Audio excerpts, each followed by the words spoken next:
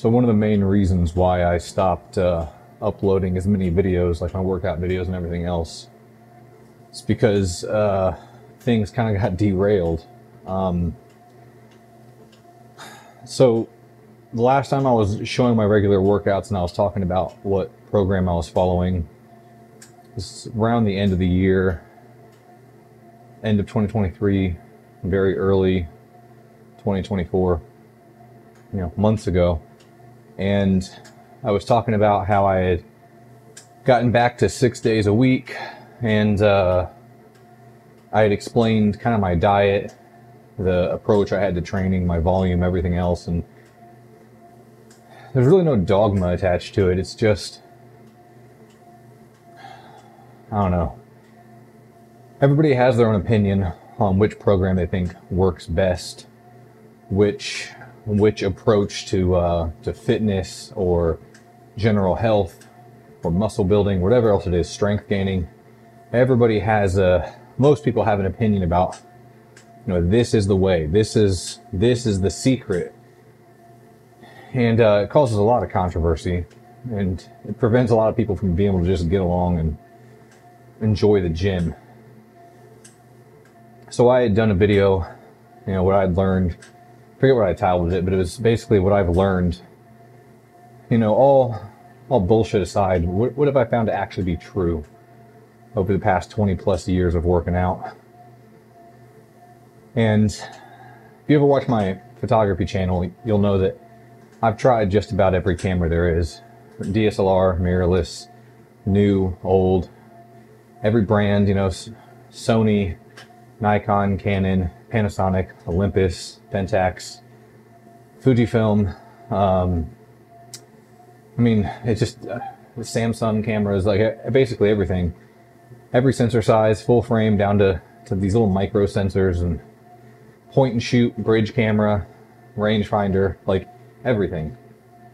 And I've tried real high-end professional gear, entry-level gear. I've tried the one camera, one lens for a year plus. I've tried so many different approaches, and it's mainly just because I wanted to, because I enjoy trying different things. And one of the things I figured out, not very shocking for most people, is that the gear really doesn't matter. Good photography really comes down to just your eye. Either you have an eye for it or you don't. And of course you can develop skill and everything else, but there's always an enormous gap, this huge difference in the final image output, the final quality, how great a photo looks between the majority of today's photographers, which are just spec geeks. They're buying gear for the sake of gear. All they care about is the paper specs, versus the much less common person who doesn't even know everything their camera can do. They don't know anything about the specs. It's just a tool, and they're focusing on capturing the image. It's very similar with this fitness stuff. I've tried over the years, over 20 years.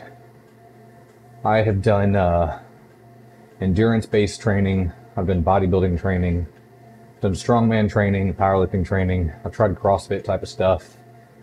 I used to do boxing, like Golden Gloves boxing, so I trained just for boxing. I've trained with stuff that related to back when I did jiu-jitsu. I used to be on the wrestling team, so I've done that type of training. I've done just experimental stuff, what if I want to do this or this, this idea of functional training. I've used just about every approach to volume and intensity and frequency, barbells, dumbbells, cables, machines, resistance bands, everything. And I love to learn, so with anything in my life, doesn't matter what the subject is, if I'm interested in something, I just start studying it obsessively. And things related to training and human biomechanics and anthropometry and our body's response, our responses, our adaptive mechanisms to different types of training. I've read all the studies and books and this and that, and I've also found the value in just anecdotal evidence, since so much of what a study finds can be very dramatically affected by who it was that was doing the study, or what the parameters of that study were. It's amazing how many people, the vast majority of people, who will quote what the science says, and they actually never, they didn't just not read the study, they didn't even read the headline.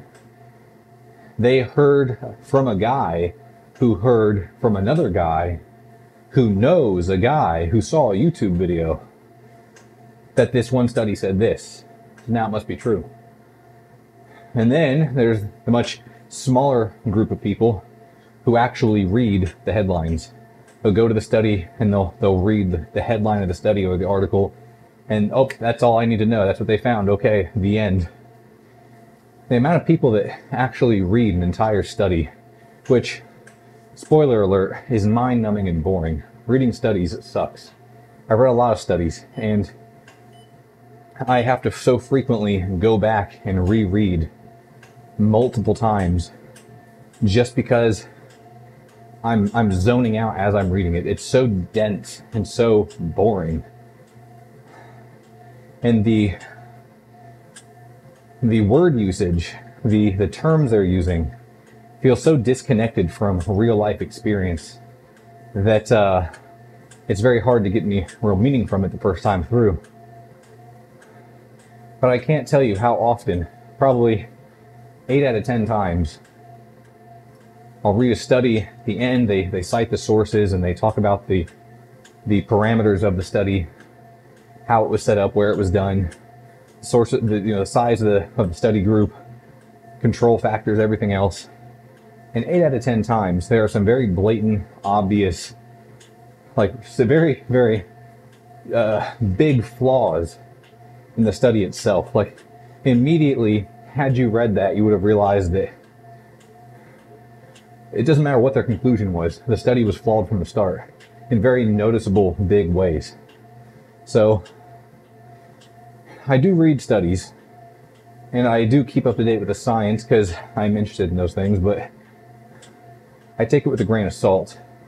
And I have found the real importance of anecdotal evidence as well. For example, when you have something that has been done by these strength culture athletes for 150 years, in every country, on every continent, for every different type of training, there's been one specific viewpoint or one specific mechanism, one specific exercise, whatever it is, one specific approach that has seemed to be universally done with great success by nearly everyone for 150 years. Now, they might not understand from a scientific standpoint why it works or what could be done to theoretically improve upon it. But if guys have been doing this one thing with one specific goal in mind, like I'm going to do this for this result, and it has worked consistently for everybody who's done this thing for 150 years, then it doesn't matter if a study supports it or not. That goes beyond a placebo effect. If this one change, if this one thing, implementing this one thing consistently, always, predictably leads to this very specific outcome by everybody who tries it throughout every generation, all over the world, using any type of equipment for over a century, then it might not be perfect, but you can feel pretty confident that it's more or less reliable. So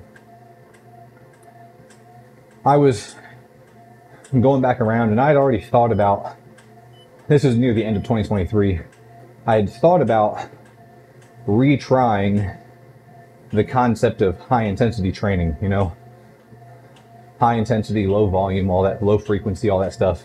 The problem is that I've tried it before, and not lazily, not half-heartedly. Over the past 20 plus years, I have tried some form of high intensity training so many times I've lost track. Everything from I'll try it for a month to I'll do it for over a year. I've tried multiple approaches by Mike Mentzer based on what he thought during the time that he wrote this book or this part of his career. This was his version of high intensity training at this time. That's probably the best one, so I'll follow that versus at a different time in his career. But Mike Mentzer updated and changed his views on high intensity and the proper way to do it over the years, and I've tried all of those approaches. I've tried the old Arthur Jones approach. I've tried the Dorian Yates approach. And I've tried changing so many other factors in my life to support those approaches, because when I do those things, I'm not doing it to disprove it. I'm not doing it because I want it to fail so I can say, haha, I told you. I'm doing it because I hope it works. I love intensity. I love working hard. I have a weird obsession with wanting to do things that are hard for their own sake just because they're hard. That's a story for a different day. So I'm not afraid of pushing myself to real actual failure, to the point where I'm puking in a gym and I'm physically shaking. My nerves are shot. I've done that so many times over the years. I love it. It makes me feel a sense of pride and accomplishment, whether it's good for me or not. But if you could tell me that this approach is going to save me time, basically I can spend less total time in the gym, spend more time in the workshop, more time with my kids, and I can maintain or even build a better physique, then I want it to work. I'm going to do everything I can to make it work. I want to give it every chance of success I can. And over the years, I've tried so many different approaches to high intensity training. I mean, well, maybe this was the problem. You know, before, these other times when I did it, I always did it this way. Of course, it didn't work. Ended up setting me back a lot. Failed experiment. But it's probably because I did it this way, not this other way. That's what I had wrong. I need to do this instead. And the results are always basically the same. The first week or two, it seems great. It seems like I'm getting stronger. It seems like I'm getting good results. And then by week 3 or 4, I start stagnating.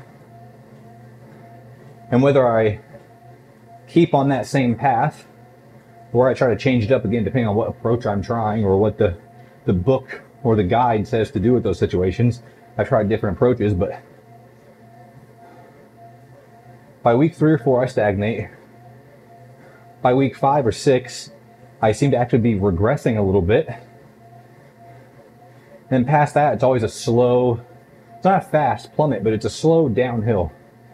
I very slowly lose strength. I very slowly lose muscle mass. I very slowly gain more fat. And I've tried changing up my diet. I've tried changing my approach to hydration or sleep, supplementation, everything else. I've tried high intensity training while on drugs because years ago when I was young, I did do steroids when I was a competitive powerlifter. I tried doing it as a natural athlete, and it always more or less goes about the same way in the end, which is that I end up smaller, weaker, and fatter, feeling very frustrated that I once again was stupid enough to try this thing, thinking I could make it work, that I found so many times over the years just simply doesn't work. And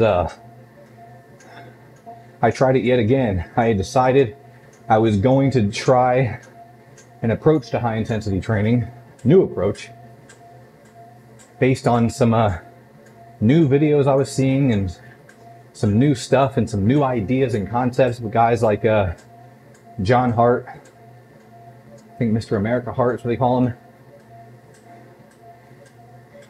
He's well spoken and He puts out a good sales pitch. Now, some of the stuff he's promoting or saying, I'm sure he believes all of it. I have no doubt he absolutely believes everything he's saying, but I immediately see flaws in a lot of what he's saying. I guess just because I'm not new to this. I'm aware of a lot of the studies. I've read them myself.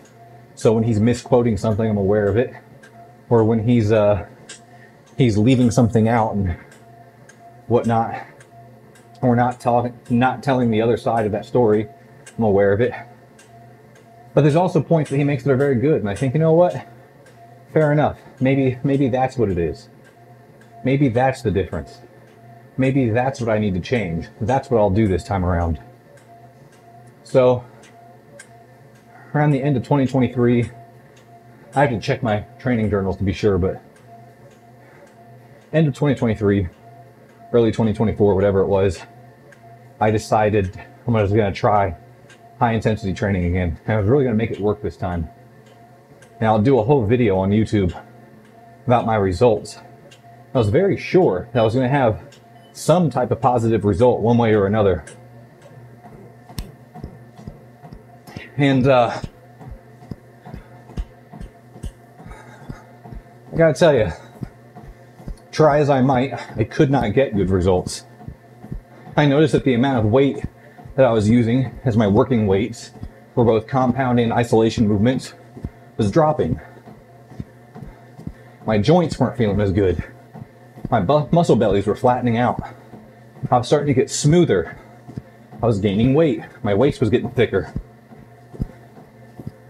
So, despite my diet and my sleep and all these things which I really prioritize and were working great for muscle growth and strength adaptations beforehand with my normal training, with the high intensity stuff, it wasn't working. I was becoming smaller and weaker and fatter. But I stuck with it. I'm gonna give it a chance. I'll tweak my diet a little bit. I'll try to sleep even more. Up my protein through some lower calorie means. Switch my sources. And still, no dice. No good. So, eventually, it was early January when I decided to end all this. I noticed it was getting to be mid-January, here 2024, that my waist was not only just big and round and thick, but when I gain weight or my midsection, I carry it in my lower back and my love handles, and I carry it in my upper thighs. That's where I carry a lot of my weight. I never get much of a gut. I guess, you know, silver lining. I mean, I hate and I'm embarrassed by how easily and quickly and immediately my love handles get out of control. I get this insane muffin top. But good news is that at least I don't have a gut. Though the muffin top is so bad that I wish I had a gut instead. I wish I could just swap. At least I can suck a gut in. Can't suck in the muffin top. But suddenly, I had gained so much fat. On top of all the other problems I was having with that training, was the fact that I was actually starting to notice a gut developing. I actually could squeeze and grab all the excess fat in my lower abs that was just hanging over my pant line. I've never before seen that in my life. Thought this is ridiculous. You know, I'm already weaker now. I've already lost a lot of muscle. Now I'm going to prioritize just getting healthy, getting all this extra fat off my body, getting myself under control, and started dieting. Now, I don't do crash diets or any of that stuff. I, again, been doing this long enough that I can typically find a pretty good balance of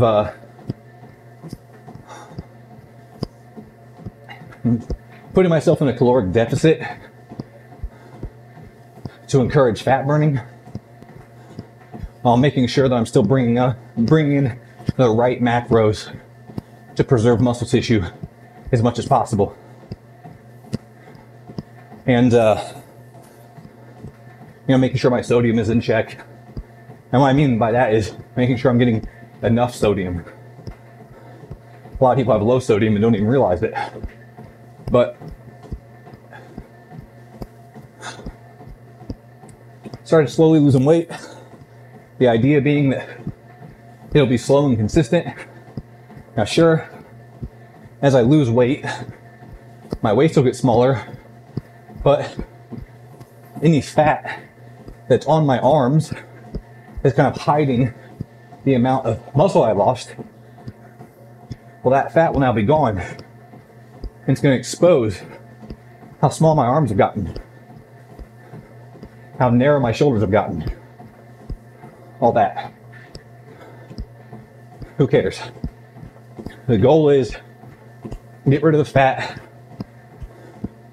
improve my cardiovascular health, and get back on the right track. And there was a lot of damage to be undone. So that's what I've been doing since January. January 15th or 18th, I weighed 108 kilograms, nearly 240 pounds. Now I weigh 91 kilograms, right around 200 pounds. So I've lost 17 kilos, close to 40 pounds since January, while simultaneously not as strong as I was before that. That's not the goal right now. I'm at least stronger than I was in January. So I have slowly started to get some muscle back.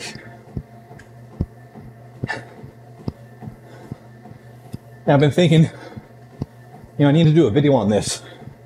I need to talk about this, because not only do I need to leave some record of this for myself, to remind myself not to do that again, but other people could stand to gain from it. So that's what this is.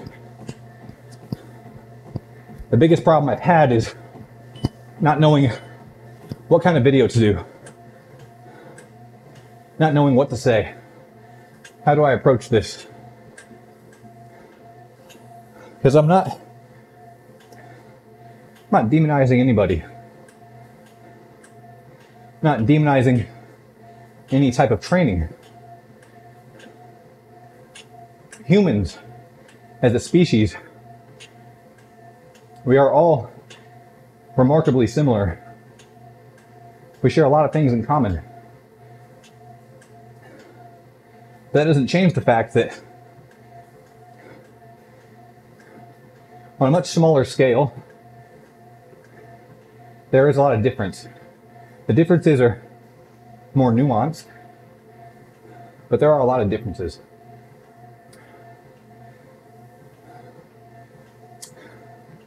That's an entire subject on its own. It's an entire video on its own. But a gross oversimplification, being as vague as possible so I don't ramble about this, is that what I've seen from every single legitimate scientific study I've ever read, and what I've seen anecdotally when you look at the history of strength culture and the entire world's population across all different athletic endeavors, gender, age, training background, dietary choices, everything. And then what I've even seen myself every single time I've tried it for over 20 years is that the average person, the majority of people, do not see better results with a low volume, high intensity approach to training. Now, there are some exceptions to that rule. Some people, again, for a variety of reasons, a lot of it's just genetic variability. Some people do respond well to that. Now, even if you respond well to that, and some people do, they respond very well to high intensity training, a low volume approach. That's not the majority of people. It's not even just under half the population. It is an absolute minority.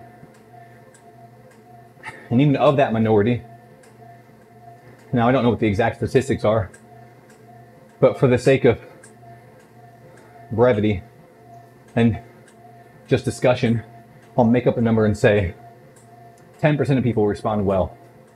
10% of the population responds well to low volume training. Well, even in that case, even though those 10%, they do respond well to low volume training, that doesn't inherently or necessarily mean they respond better to low volume training. Even though they respond well to it, there's a very good chance that 8 out of 10 of those people, or 9 out of 10 of those people, if they had a properly structured, intelligent approach to more traditional training, they would see better results through more traditional training. I don't doubt that there are some, very few people out there who not only respond well to low volume training, low volume, high intensity, however you want to reference it. Not only does a very small group of people respond well to that, but an even smaller number probably respond optimally to that. Without a doubt. Statistically, there'd have to be those people.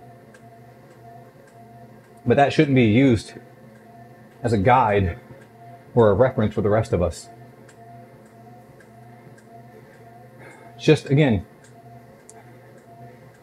everybody tries to quote the studies. Nobody ever reads those studies. Or, even if they do read the studies, they're usually doing it for confirmation bias. They're looking at just the studies that they're looking for. You know, this guy who supports my viewpoint or said this thing referenced this specific study. So that's the study I'm going to look at. Now I'm just going to read the parts that confirm what I want to believe. They never then cross-reference and say, okay, but I should look at the other studies on the topic and see how many of them come to the same conclusion. Because here's the thing. The majority, not all, but the overwhelming majority of studies, actual, real, unbiased, properly conducted scientific studies, meta-analysis, whatever it is, for decades now, have found that traditional volume training is superior to low volume, high intensity. No matter what your athletic endeavor is. End of story. Now, that doesn't mean the same training, the same specific routine, or intensity or volume should be used by everybody. Obviously, a powerlifter is going to train differently than a bodybuilder, both of which are going to train differently than an Olympic weightlifter, or a swimmer, or a runner. But the thing that is universally true is that all of the best in the world have always found, and all the studies have always found, that repetition is key. Even when learning a language or learning any information, repetition in the mind builds up those connections, those synapses in the brain. Not referencing something, not using it, not going through the repetition means those connections weaken and we forget things. So whether it's the brain or it's the body, repetition is typically king. Now, obviously, there's always too much of something. There is such a thing as training with too much volume, or too frequently, or combining too many things. You're training at the most intent, as frequently as possible, with as high as volume as possible. Well then, yeah, you're probably going to get hurt. You're not going to grow much. Overstimulated your body. Too much stimulation, not enough recovery. But taking a step back, being honest with ourselves, it's like this. 99 out of 100 studies, since they've been doing studies on this thing, have shown that high volume is superior. End of story. If you look at all athletes, whether you're a casual gym goer or you're an Olympic level athlete in any sport, or you're a bodybuilder or powerlifter or anything else, it's all shown anecdotally. The overwhelming majority of people who see good success, good results, just so happen to have a traditional volume approach. The overwhelming majority of all the champions throughout history, in every category, in every sport, have trained with the traditional volume approach. People say, look at Dorian Yates. He was Mr. Olympia 6 times. He did low volume, high intensity. Right. And every other Mr. Olympia did not. They say, well, look at Mike Mentzer. Only guy in history to get a perfect score for physique. Yeah, but bodybuilding, I'm not trying to be harsh here, but it's the muscular, masculine equivalent of a beauty contest. It's opinion. You get people giving their opinion on who they think looks best. Who they think looks best. And even then, not only is it very subjective, but sometimes there's just outright corruption. Look at the 1980 Mr. Olympia, or the 81 or the 82 Mr. Olympia. So many bodybuilding contests throughout history just reek of corruption. So saying this one guy, this one year, this one time, just so happened to rack up a perfect score doesn't stack up very well, argumentative wise, against the results and the accomplishments of every single other bodybuilder globally throughout history.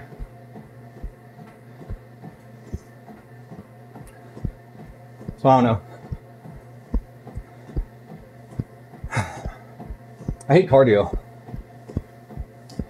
but it is good for you. Not just for fat burning, it's good for you, period, anyway. Different video, different day. It gets into the specific way in which your heart improves differently and responds differently to weight training, anaerobic activity versus traditional cardio or aerobic activity. And it needs both. Having too much of one and not enough of the other is bad for the heart. For longevity, anyway. But an improved cardiovascular system also leads to better gains if you don't overdo it. If your training is in check, your diet's in check, you're sleeping enough, you're hydrated, all that stuff. All else being equal and assuming perfect, you will gain more muscle and be stronger and perform better if you take care of the cardiovascular system as well. That has to do with, again, long, boring explanations about the efficiency of which your heart works, the volume of blood that can pass throughout your body at any given time, your VO2 max, vascular dilation, all this stuff. But anyway, I'm gonna finish this cardio. Got about 25 minutes left. And then I'm gonna do a separate video where I show you something about strength curves on different types of equipment, free weights, cables, machines, resistance bands, and then a secret weapon that nobody seems to know about. So that one will be short, I promise, but it might help you a lot. Anyway, thanks for watching. I'll talk to you later.